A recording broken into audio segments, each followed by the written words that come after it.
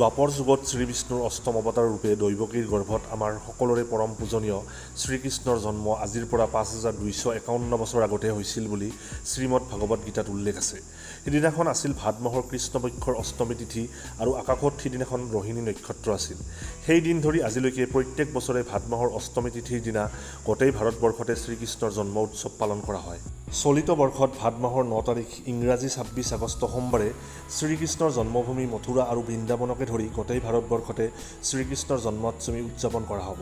সেইদিনাখন অষ্টমী তিথি আৰম্ভ হ'ব ৰাতিপুৱা 8:23 আৰু সমাপ্ত হ'ব 27 আগষ্ট মঙলবাৰে ৰাতিপুৱা 6:35।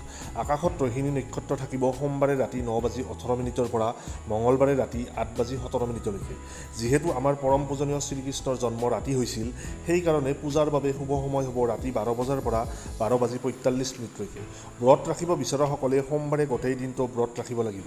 এতিয়া আহিছোঁ জন্মাষ্টমীৰ পূজা বিধিলৈ। জন্মাষ্টমীৰ দিনা বালকৰূপী শ্ৰীকৃষ্ণক পঞ্চামৃতেৰে গা ধুৱাই জোলনা এখনত বহাই দি হালধীয়া বস্ত্ৰ ভেদ কৰিব লাগে।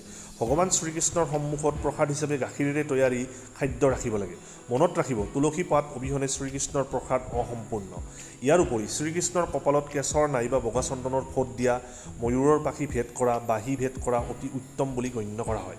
শ্ৰীকৃষ্ণৰ জন্মাষ্টমীৰ দিনা ব্ৰত ৰাখিলে 101টা একাদশী ব্ৰত ৰখাৰ সমান পুণ্য অৰ্জন হয় বুলি শাস্ত্ৰত উল্লেখ আছে।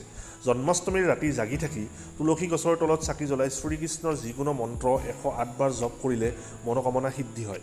জন্মাষ্টমীৰ দিনাখন গাই গৰুক সেৱা শুশ্ৰূষা তথা খাদ্য খুওৱাৰ লগতে যদি কামধেনু গাইৰ সৈতে বাঁহী বজাই থকা শ্ৰীকৃষ্ণৰ মূৰ্তি নাইবা ফটো কিনি আনি ঘৰৰ উত্তৰ পূব দিশত স্থাপন কৰা হয়, তেতিয়া ঘৰৰ পৰা বাস্তু দোষ, জীৱনৰ পৰা কালসৰ্প দোষ, সন্তান প্ৰাপ্তিত থকা বাধা, চাকৰিৰ বাধা ইত্যাদি বিভিন্ন সমস্যাবোৰ জীৱনৰ পৰা নাইকিয়া হোৱাৰ লগতে ভগৱান শ্ৰীকৃষ্ণৰ আশীৰ্বাদ পুষ্ট হয়।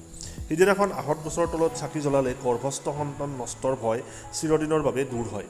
সদৌ শেষত ভগৱান শ্ৰীকৃষ্ণৰ ওচৰত সকলোৰে মংগল কামনা কৰি ভিডিঅ'টো শেষ কৰিলোঁ। ধন্যবাদ।